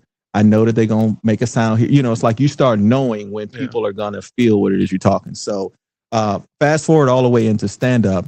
You know, I take all of that history. I take the I was on the tour with We Outside comedy tour. I think Michael Blackson, Carlos Miller, all those guys. I've seen those what do you call those flyers now? The AI flyers. AI flyers. Well, no, this is before you started saying that bust up. But this was a few years ago. I'm thinking We Are the Ones. Oh, no. This was before We Are the Ones. This was before We Are the Ones. Okay. But that gave me an opportunity because I was the videography for the tour and I also did the commercials. Nice. That's a good gig, bro. Yeah. And so I good was connections, man. But that was before I was doing stand-up. Yeah, that's just the way it worked. Divine something happening. But what it did, it let me get behind the curtains. Yeah. And it let me see, what does Carlos Miller do as soon as he get off stage? Or what does Ryan Davis do right before he goes on stage? What kind of conversations are they having and who they, you know, and how are they? You know, how much different are they behind stage and then when they get on stage? And then you'll see that this person is the exact same. All they did was just brought who they was backstage to on stage and people love it. And it's like, well, they're being authentic to who they are. I told a couple, what are we at, 144 episodes. So I say about 8 episodes back, I told my audience that I was thinking about going back into the stand-up game, which was pretty intimidating for me, where I'm at in my life, because when I go out and scout for guests, like I saw you at what is it called? The Golden Lion. I've been to pretty much every place in town where comics are working on their stuff, whether they polished or not, or it's a workout, or open mic, or a paid show, or something. So I've been to all kinds of rooms. And one of the threads that I saw each room was everything is younger. For me, everything is younger. So I was so intimidated by these cats that are doing well and talented, funny, but my references are not going to work. You know, I can't be Grizzy. Grizzy is 2010. Right. You know what I'm saying? Yeah. So I could change it to Grizzo. I could do, but I'm saying to myself, and all of my friends or my family, the people that know me, even from back then, was just like, just be yourself. Just be you. You putting so many blocks, so many obstacles in front of yourself, and at the end of the day, none of this shit is coming home to you. You know. Only you coming home. You got to be able to, you know. So I get when you say be authentic, you know, it's almost like a euphemism now, like it's a cliche word, but it really means something, because something had to have clicked in you when I seen you do that show. Like, and then the first thing you said is you've been married, or one of the bits you get into is about your marriage and how you've been married for 20 years, and not a lot of people are married for 20 years. Not in a show like that, anyway. Right. You're exactly right, because a lot of those people, they only 35 years old. They don't know shit. Yeah, you're right. They can't wipe behind their ears. But it's you true. Right. You cannot. It's nothing to say for authenticity. There's nothing to take away from. Yeah. You know, so I think too, it's a thing. One of the other podcasts that I did, one of the guys was saying, just because, you know, because when I tell people, one of the questions that always comes up is, how long you been doing comedy?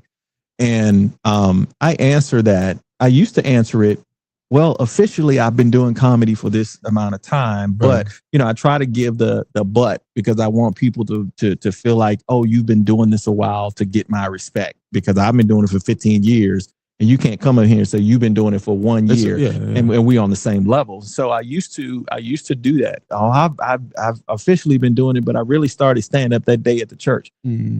My thing now is I'm getting to a place to where, let me just be authentic. Amen. I've been doing comedy. I've been doing stand-up comedy for a little bit over a year. And some people can look at what I'm doing, what I've been doing, where I've gone in 1 year to where some people, it may have taken them 5 or 10 years to do. And they'll come to taking those shorts and be like, right. So now, no disrespect to the people that have been doing it for years, for 10, 15 years. I appreciate it. They paved the way for a lot of people, but I also have to be mindful of the fact that can't help but be yourself. Yeah, right. It's like some people may take 10 years to find out who they are. Some people may take 2. Exactly. Excuse me, Jeremy. Talking about practice. Right. Not a game. We talking about practice. Not a game. Thank you, sir. Yeah. So and that's a journey in and of itself. But it's like I'm at this age to where, okay, there's a lot of things on my life I can look back over and see that I've overcame it and made it through it and stuff. So I got a long track record of looking back saying, okay, you are good. You ain't as bad as you think you are. You not, just because you're not where you want to be, you're still in a place that's blessed. You're still in an abundant place. You got love around you and stuff like that. Like, hone into that instead of the things that you don't have. Yep. And so that comes with maturity and stuff. And so because I'm on this journey and I'm finding myself, because I can't say I'm 100%, right? I'll just be honest with you, I'm still growing. But I mean, we're gonna talk about some shit on the Patreon later. Probably so. Yes, everybody. So if my journey, if I'm getting whatever level of success that it took you 10 years to get and I'm getting it in a year, it's because maybe I'm finding myself quicker. It didn't take me 10 years, number one. Number two, you didn't have Taking No Shorts when you were doing comedy. And I was a dad at 17. You didn't have Kevin Hart didn't have Kevin Hart. Steve Harvey didn't have Steve Harvey, right? But now we got all these comics. Now we got all these podcasts. Now we got all these learning tools to where that curve of taking 10 years to do something might be shorter now. It might not take me 10 years now with all the resources that I have. Not only that, with all of the places that I've been, I know how to market me. I know how to do my own flyers. I know how to do my own commercials. I know how to produce shows. You know what I'm saying? It's like all of those things you can combine. Amway, I'm sorry, cut you off. The Amway experience helps when it comes to marketing. Yeah. People don't understand and dealing with different types of people, because you in this world, this comedy scene, you dealing with different types of people. And you got to navigate that in and of itself. Yeah. Man, Jeremy, I'm telling you that was this is so good. It's so good I don't want to stop. I think I said it to my wife one time. Oh yeah. It's so good I don't want to stop. I get that tap on my shoulder from my wife. Boy, you ain't doing shit. What you mean? You started already? You ain't doing. I'm telling you, ain't nothing more humbling to me than my spouse. As big as I think I want to be, she gonna be like, "Oh no!" Yeah, like I'd be like, I tell my sons now. I got 3 sons, all men I raised, and I tell them my son's getting married next May, and he I know he already did it because we had that conversation, but never ask a question to a lady you can't handle an answer to. You did, cause that's true. Boy, that gonna crush you. Especially a truthful one. Hell yeah. She said, nigga, you not funny. Yeah. That's the truthful one. I was like, look, my wife, when I did the Funny Bone, our showcase thing, I was the last one to go up before Tim came on. We had a decent sized class and stuff. My wife was like, you did good. You was funny. She was like, the people still didn't get a chance to meet Jeremy. They didn't get a chance to experience Jeremy. And she's right, because I'm a videographer and I record all my sets. The other side of the audio, like what it looks like from an audience perspective. But that was where my mind was. I was more focused on, let me make sure the camera's set. Let me make sure, I follow the light. Let me make sure that all the people I invited, they laughing and have a good time. Instead of focusing. Go out of bounds. Yeah. It's okay to go out of bounds if that's who you are. Like I said, and I'm gonna get into this as well. You run your own mic, you on your own shows as well. So like you said, videographer, comedy in and of itself. We're gonna talk a little bit. I mean, I'm so sorry, guys. I'm not constrained by time, but it's just so much I want to pick this guy's brain or have this guys have conversation with Jeremi. The business side of stand up. What have you seen so far that is to what you could say now is a plus and a pro and a con? What I've seen now as far as the con with marketing tools, with AI, with social media, YouTube, you people can take an iPhone and shoot videos now. Doing it with my iPhone right now. I'm doing a whole podcast with my iPhone. So from a technology standpoint, it's there. It's available to use. That's a pro. One of the cons that I'm seeing is that I'm seeing comedians that has been in the game for like 5-10 years. And when I'm putting a flyer together, they don't have a headshot. Oh yeah. Or when I'm putting a reel together, that's because I gotta get my teeth. They don't have a video. I mean, you can AI that too. Just when you show up, your people gonna be like, "Hey, right, your shit ain't all the way together. Yeah, give me at least $2 back." So I'm saying that to say is that some people have all they focus on is the comedy, and they're great at it. But when it comes to, all right, you're funny, but now I need to put you on a flyer. Now I need video to put into this commercial. Yeah. And you don't have that. And you don't want to pay somebody to get it because it can be expensive. And we know with comics, you making $25, $50, $75. Chicken wings and a 2 drink. Yeah. 2 drinks and some chicken wings. So you can't pay a videographer. Now, what I do, like when some shows that I go to, because everybody know I'm gonna have my camera. I'm gonna record my stuff. Some shows when I go to, some of the comics will see me and they be like, "Hey man, can you give me a piece of video?" Tiny. So I'll pay you. I'll pay you. And I'm like, offer? Yeah, they'll pay me. I'm like, all right, cool. Just cash at me or whatever. Right. I don't hit them over the head like when I was on the tour. I don't charge that because I know what they're making. But you respect me enough to pay me for my time. Because it's not just, I don't just give you a video, I'll do some small edits to it or whatever. So it's not just a raw thing, Oh, damn. At least it'll look good. Because what I want,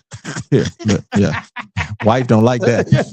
Oh, we gonna get this. But look, but what that is though, like even people that sometimes come to my mics and stuff, but I give you a quality, professional industry standard quality video because now I want you to take that video and do something and chop it up. And market it and put it inside of, I use a system called Opus Clip, where I take my stuff, put it in there and chops it up into 15 different 1-minute clips or 30-second clips. Now I can use that when I'm putting stuff social media out. Here's the thing.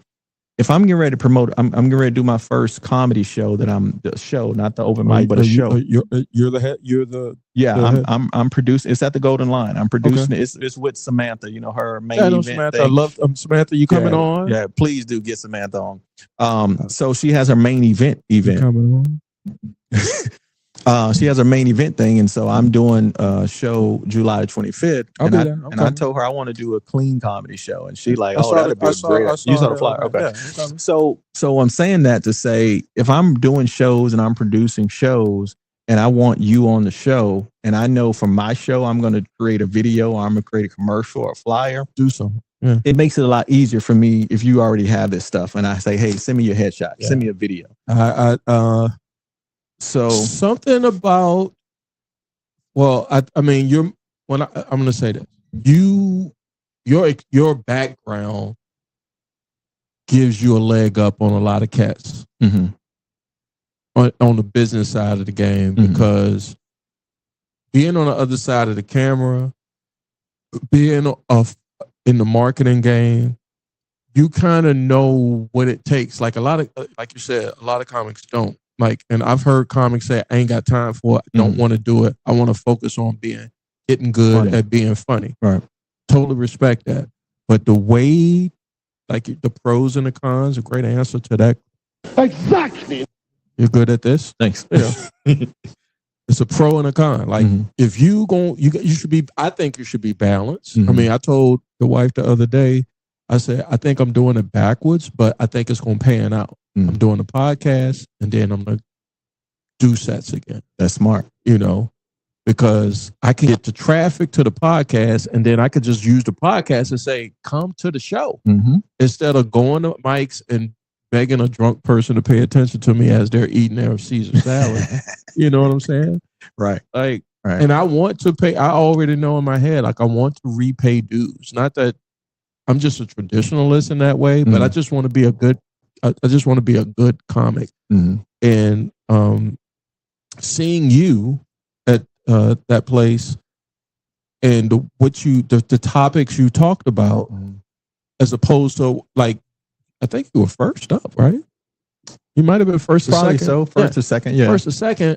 Like, for that crowd, for you to stick with that act, there is a reason why I was there. Because I was in the back. I was in the cut. Because I don't want nobody to see me, you know, scouting who I want to be guests on, taking on shorts. And I came on the strength of Samantha. Oh, good. Okay. You know, and I was just like, that guy is being real. Everybody else, I don't want to criticize. Yeah, I don't do the criticism of comics because everybody's got their own walk. I know what you're saying, though. It's a thing to where, and it probably could be too because of your life's experience, your age, and stuff like that. So when I talk the Philly about guy, I identified with. I forgot his name, but I loved it. He was funny shit. So you was at that show. So Samantha, somebody dropped out and she hit me up. She's like, "Hey, you want to be on the show?" I'm like, "Cool, yeah, let's do it." So it worked out, and this is when you follow inspiration, when you're connected to the right people and stuff, and right. You got the good vibes and stuff going on. Like, I just wish they had food there. Stuff like happen. They got vegan food. Yeah, do I? I mean, I'm a diabetic. I'm gonna tell y'all. I'm on Manjaro. I'm on a GLP-1, right? Okay. Yesterday was the first time the side effects kicked in. And I'm telling you, I walked around with my face like this all day because I was so fucking backed up and constipated. What? Nigga, that shit locked me up like a motherfucker. I was like, so I'm a mama's boy. And I'm a mama's boy in the sense of if I get a hangnail, I'm going to the doctor. Okay. Yeah, I don't do that. So the closest thing to a mother is my wife. I said, I can't shit. I know it's blue. I know it's hacky. I'm sorry. But I said, I can feel it. I can feel it. I can feel it. Yeah, I can feel it. It's not budging. It's not chewing. It's not doing nothing. I can feel it. I said, yo. She said, well, I got some, whatever it is. I'm old school. I do the chocolate X-Lax.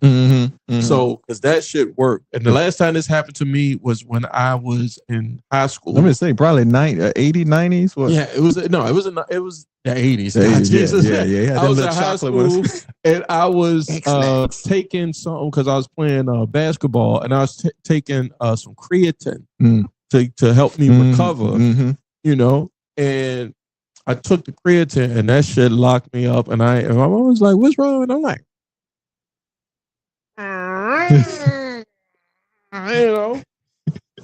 What your mama do? I'm going to tell you what my mama did to mine. She just gave me some castor oil. That shit. You drink? Yeah. She put it in she said, here, put it in the spoon. She didn't give it to me. Right. You're right. Okay. So put it in a teaspoon and gave me 2 things of castor oil and at work. I'm sorry, ladies and gentlemen. No, that's bro. I was just telling somebody the other day. Who was on the phone with?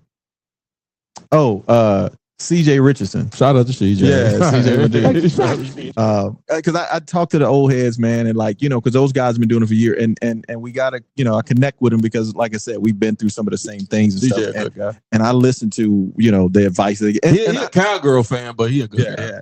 But you know what? Like I'm at a stage to where I can listen to anybody and things that resonate with me, I keep. Things that don't, I don't have to. And I don't think anything different. But anyway, I was just telling him the first time my mom gave me an enema. Wait a minute. Yeah. The squish. Yeah. That could have changed the whole trajectory of my life. Because I'm sitting here playing with toys and stuff. Jeremy, come here. I came in there and she told me to get down. She needed. I'm like, all right. So I still have my little toys. Yeah, Superman and Batman, everything playing. The same Superman Halloween outfit. You got your ass whooped. Bend down.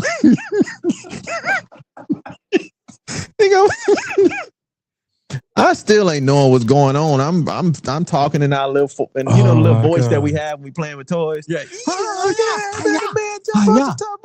Oh, hey. Mom stuck the thing in my butt. She ain't get you no warning. I ain't know what was going on. And I'm still trying to move and stuff. She slapped me on my butt and made me be still. I'm shitting on myself just thinking about it. God damn it.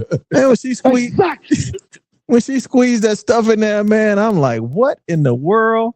And all of a sudden, a few minutes later, gotta go. You're healed. I'm healed. But Lawson does a story. But man, that could have turned out different, man. What if I would have enjoyed that? Yeah, it definitely could have turned out different. Yeah. So I don't there's so many now that you say that, I had another clip. Richmond has some guys that's been around for a long time and are funny as shit. It doesn't mean that just because you don't see them on some YouTube special or some Netflix special or whatever, don't make them not funny. Right. But James Lawson was on the pod. And he got a bit about his colonoscopy. And I think every black or every I don't know, but every comic around that age got a colonoscopy story. It might not be a bit you tell the audience, and when he told that joint, I don't know if you remember the Foundation or it was this comedy club down on Grace and 5th Street. They closed. They was only open for right after COVID shut them down. What was the name of it? The Foundation. It was they changed it to the. Was it the Sandman? Sandman. Okay. Yeah, Sandman. And they changed it to. I remember this because it used to be a nightclub. That's what I heard. Yeah, it used to be a nightclub.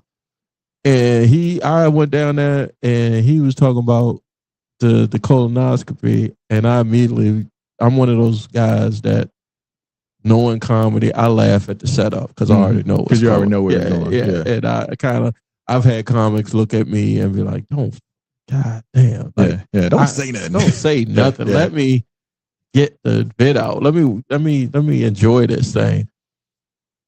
And it takes me.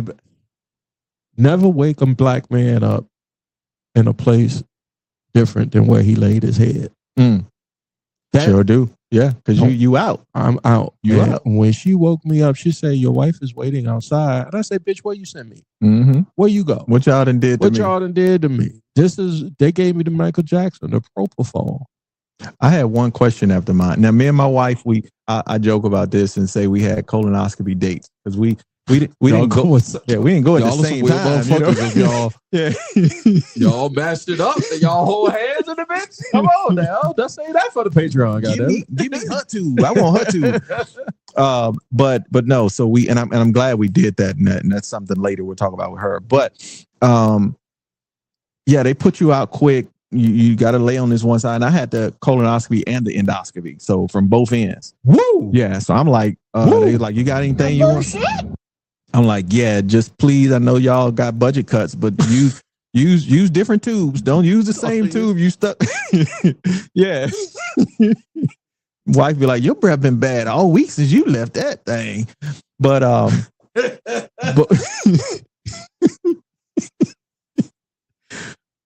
But my question, Grizzy, I need you to answer this. Sure.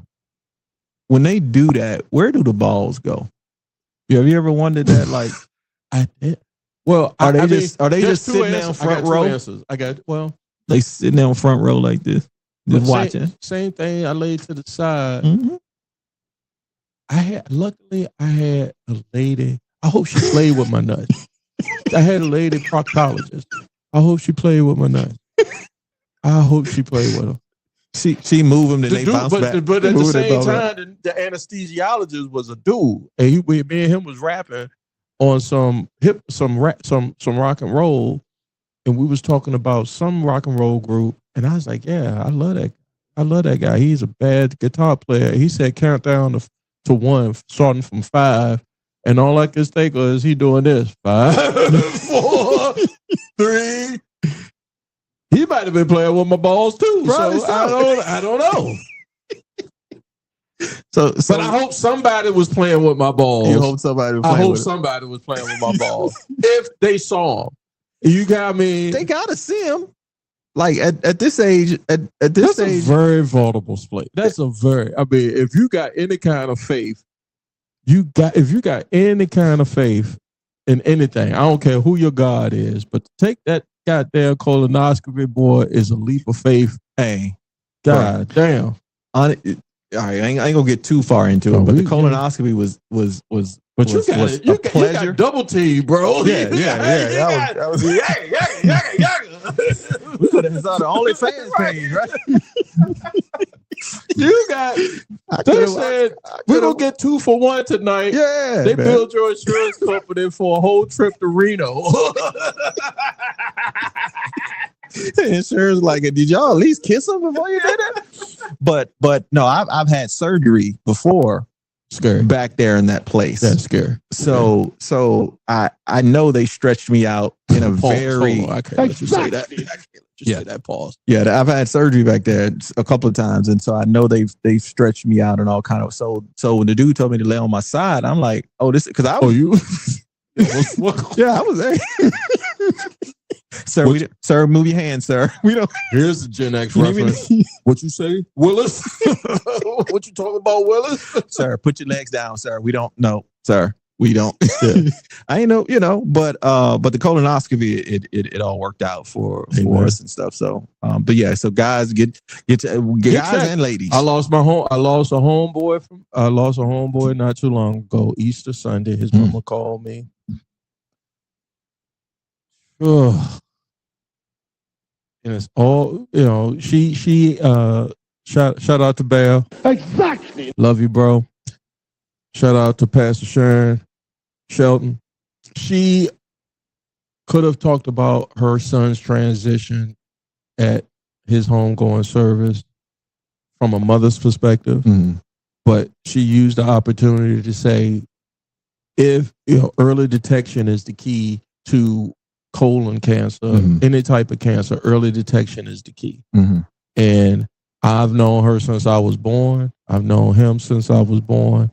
And then I know what it's like to be in that position to talk at somebody's home. So to not speak on your own personal experience, she is a woman of God. So I understand. I already knew how she could do that.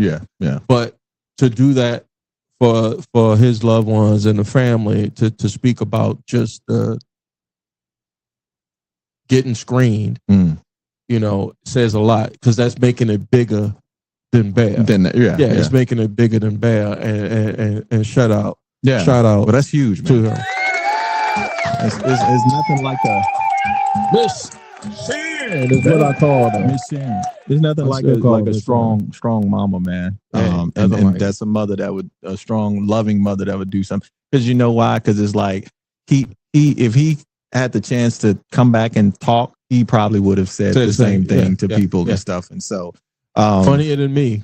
I say he had impeccable comedic timing. And sometimes as comics, there are people around us that inspire us, that are funnier than us, but they just don't put the pieces together. We're going to talk about that on the back side of the game. But you cannot skip this stand-up process. You write your jokes? Yeah. So I write the joke a lot of times because I have so much to pull from. And another note that CJ was giving me yesterday, and a good friend of mine that's a pastor was giving me something that he does, as far as just writing every day. So yeah, I have a bunch of things that I talk about that is hilarious in my opinion, and it's things from my life. You know how a joke can start from something that really happened, and then you kind of expound upon it a little bit.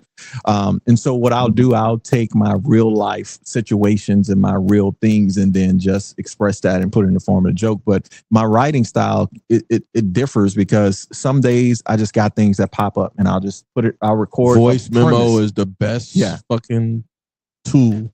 I'll record my premise, and then what I'll do, I'll audio record my whole set, and I get a transcript of it. And I say my set, but just me going, I know what you mean. I'll take the premise and like, oh, okay. This is deep in the weeds for the audience, but this is what comics do. The behind the scenes, just to let you know, like what you the good comics make it look like it's easy. It just came off the top of the dome. It came off the top of the dome, but it's a process. It's an art to it. Go ahead, sir. So the cool thing about it is that I'll take a premise and say, okay, my dog don't like black people. I'll take that and just say, go, why your dog don't like black. Now, even though some of the stuff that we're talking about today, see my board, hard. That's from the comedy Bible. Yeah. You know, what's hard, weird, scary, stupid, and because I'm gonna take a picture of that. But even some of the stuff that we were saying tonight, like I hadn't said before, but it's things that I had, a premise that I read. So I'll take a premise and then I'll record me going through the joke, right? And I'll take the transcript. So I got the transcript. Now, here's where I'm gonna make some historically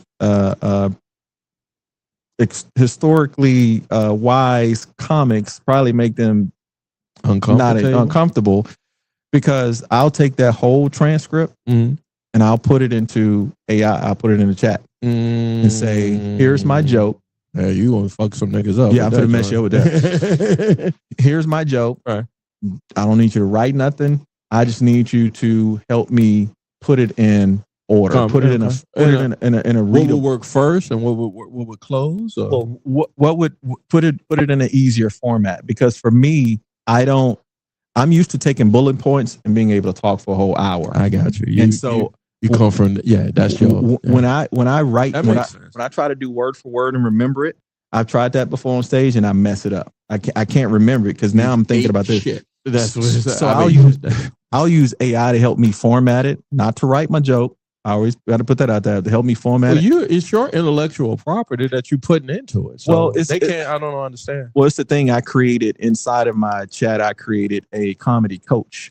And so I put all these resources in there to be a comedy coach. So it knows what to look for. So it knows. I'll talk to you on the Patreon about that. Yeah. So it knows when I put this in here and I say my joke, it'll come back and say, that's good, but you need to tighten that up more. You need to pull back a little bit more. Damn, you might help me. Yeah. You might help me. We are God, Jesus. We'd have took it to the 23rd century. Buck Rogers. And I know some people ain't gonna like it, but that's what I do. I don't have time to go to 15 open mics in a week. Usually when niggas make money, they don't have no time. I'm just saying, bro. Like I told the wife, I say 2 years. I got a sabbatical coming up in 2028. Okay. And they're gonna give me 2 months. And just like I did back in 2010 or 2011, I'm going to take 2 months and I'm going to see what it do. But this time, I'm going to write.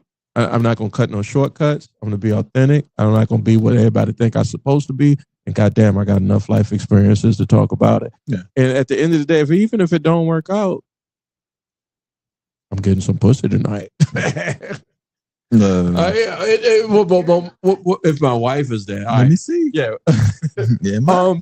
Before we wrap, Jeremi, fluctuate like I want you to plug because I know there's a room out where you're at that I am putting on my calendar. All right. To come out to that you run, and I want you to let everybody know what you got going on with that. So it's the first Thursday of every month in King William. Manquin, Virginia. There's a place called Another Round or Two. And so I do an open there on the first Thursday of every month. We've been doing it. I think this would be the sixth time and stuff like that. Now, okay. My wife would tell you I do too much. Where the applause at? Can I get some applause? Oh yeah, sure. I thought she was gonna clap. It's cold. Are you cold? All right, I got you. So she said I do too much. Like I take my cameras everywhere I go and stuff like that. Okay. And so at this open mic, I wanted to experience not just for the people that come out to it, but I also wanted the comics to have a great experience as well too. So, when they come up to get on stage, it's a DJ there at the spot. And before they come up on stage, he got music playing. When they walk up on stage, you gonna pay my young Jesus? So they play whatever. So, but it gives them. So it'll take somebody that has never performed at a show, may have done open mics, and it makes them feel like that they're going to a regular mic. Now, when we first started, we had probably about 100 people that came the first night of audience members because I want my opens to be mostly audience members, and that's why I tell people when you come to my, you don't want a circle jerk. Yeah, when you come to my opens, try to have let this be your third or fourth time doing this joke. Don't. This ain't like the one in the little bar and stuff like that. Yeah. I mean, those have their they place. got their place, but this is a step above. Right, because I pass out flyers. I actually do marketing for this particular event, not only just for the event, but for the comics that are part of it. Because when those people are there, it's like, Chuck Nephew was funny, wasn't he? Make sure y'all follow him. You know what I'm saying? Or Patrick Logan was hilarious. What did follow him? So I want to do that, give that experience to the audience as well as the comics. And so K-Dub Comedy Night, King William, Virginia, on Thursday, the first Thursday of the month at 7:00. Is each Thursday, first Thursday of each month? Is it once a month? Right. Because I saw the one that's 2 days from now. Yeah, in a couple of days. And so shout out to Skates. Me and Joe Skates, he's my comedy buddy. Me and him do some writing together.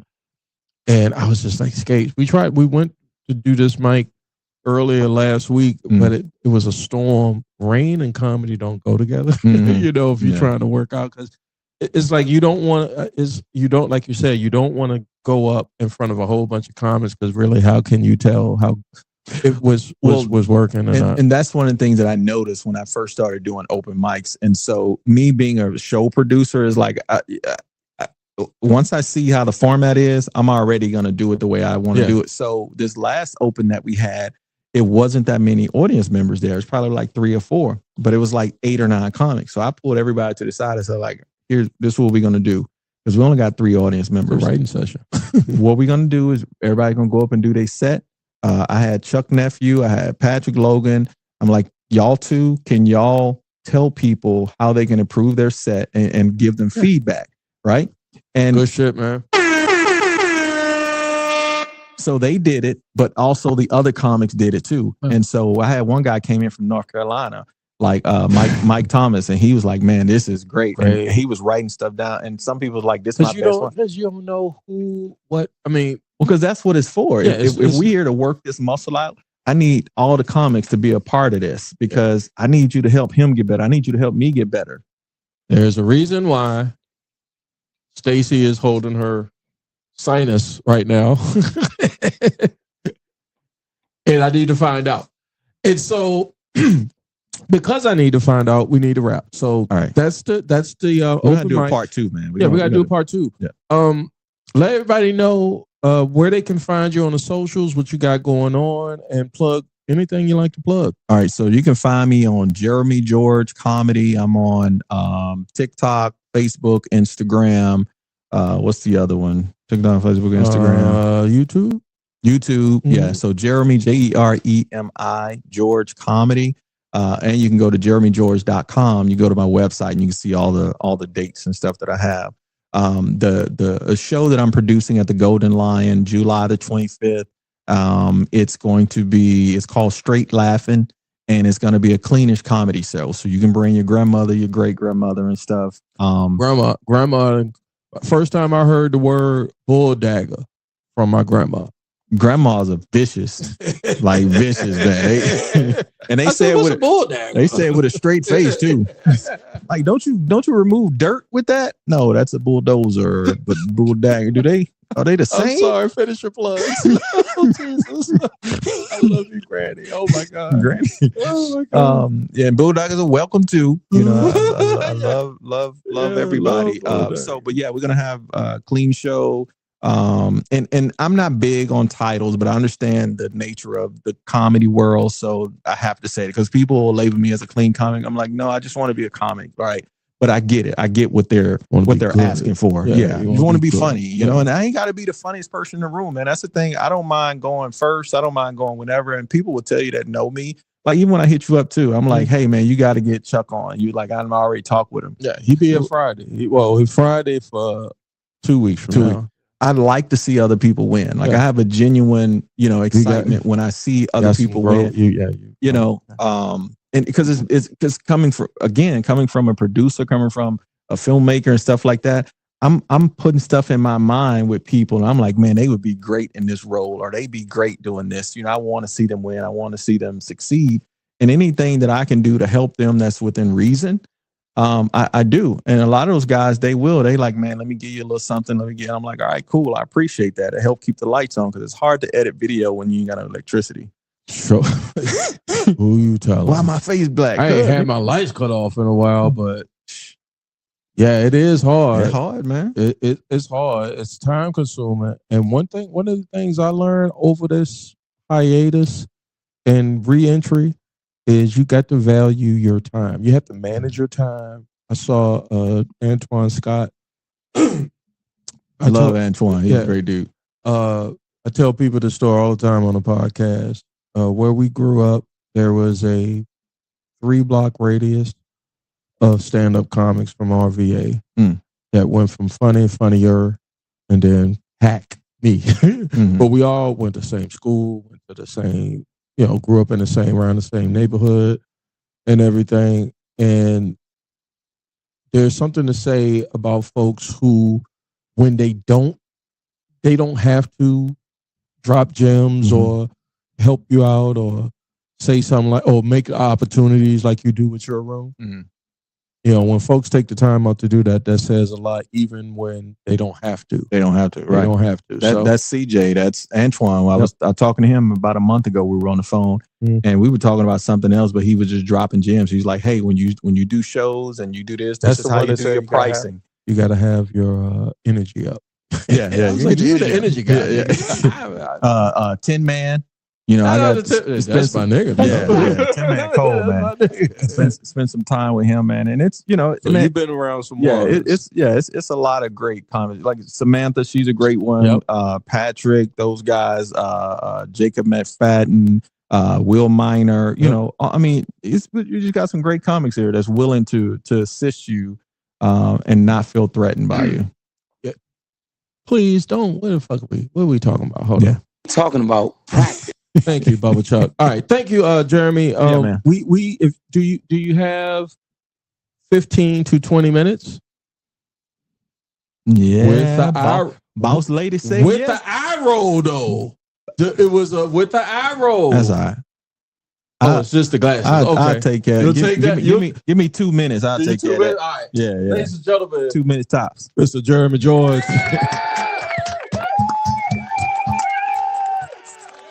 We'll do a part 2, man. Yeah, man, for sure. Thank you so much. Definitely do a part 2. Great conversation with you. I love to see where your comedy is going, and I look forward to seeing you on the circuit down the road. For Jeremy, I'm your host, Jay Grizzly Green. Until next time, ladies and gentlemen, bye-bye. Thanks for taking the time out to listen to Taking That's all the wrong drops.